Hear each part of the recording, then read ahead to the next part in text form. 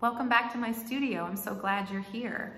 So we're continuing our conversation today about loneliness and how to overcome that. A couple days ago, I talked to you about how you do have the agency and the power to take small steps towards just getting out and meeting people. It doesn't have to cost money. It doesn't have to be a big deal. It doesn't have to be time consuming. We can't jump to those close relationships or to that romantic relationship of your dreams without taking some little steps first.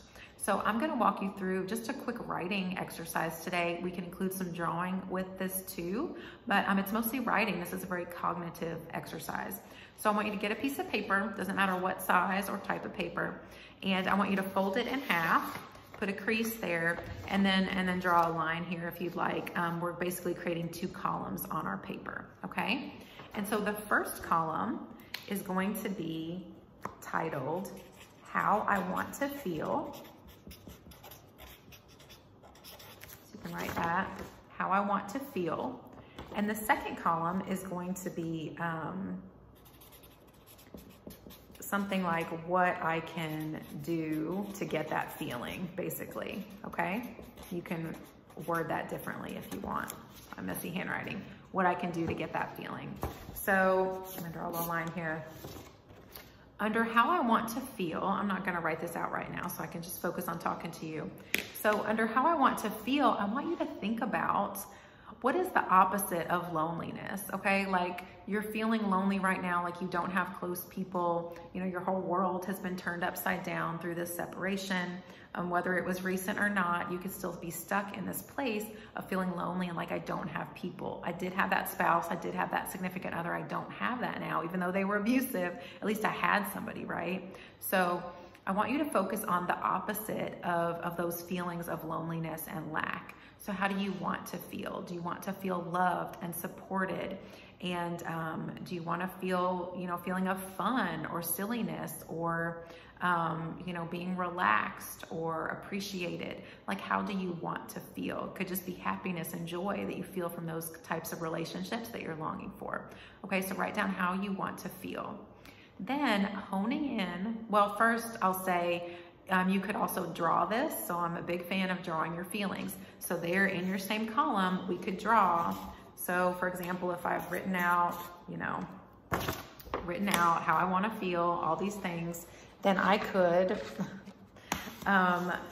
then draw something to represent that. And that gives you a chance to really internalize this more, to really focus on these feelings more as you're doing the drawing. And as I teach, you know, there's something that happens in the brain through this art process, especially depending on what type of media you're using, that really helps get you into your emotions and helps you just access different parts of your brain in a way that just writing or talking cannot.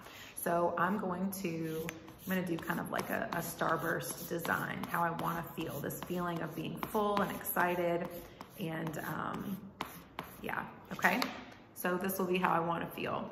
And then on the other side, what can I do to get that feeling? So I want you to not even necessarily focus on social activities, because you're probably like, Jennifer, I've already tried to think of that, I can't think of anything.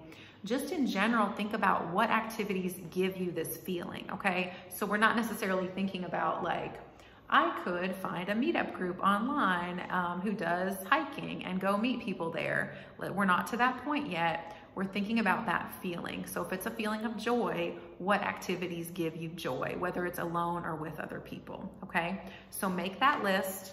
You know, if I'm thinking about what gives me joy, it's gonna be creating artwork.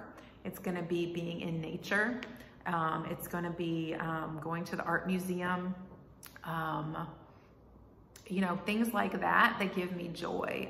Cooking a nice like vegan or vegetarian meal brings me joy if I have the quiet and the solitude and the time to do that, okay? So those things that bring you whatever that feeling is that you wanna have, the opposite of loneliness, write down what activities give you that feeling, whether it's a solitary activity or with other people, okay? Then I want you to go down that list. Well, first draw, okay? So draw how that feels. Do another feeling drawing. This is pretty open-ended. So I think doing those activities, I'll do another drawing, and I think it's similar to this other feeling. So if I'm doing those activities, I don't know, maybe it's gonna be a little bit more of a solid feeling. I did a circle there. It's gonna be a little more solid, like, okay, I know I can go do this and feel this feeling, if that makes sense. It's a little abstract, but anything goes here with the drawing part. With your list, once you have your list of activities that give you that feeling, then this is the step where I want you to hone in more on what you can do in a practical sense, like with other people, okay? So I might have joy is how I wanna feel.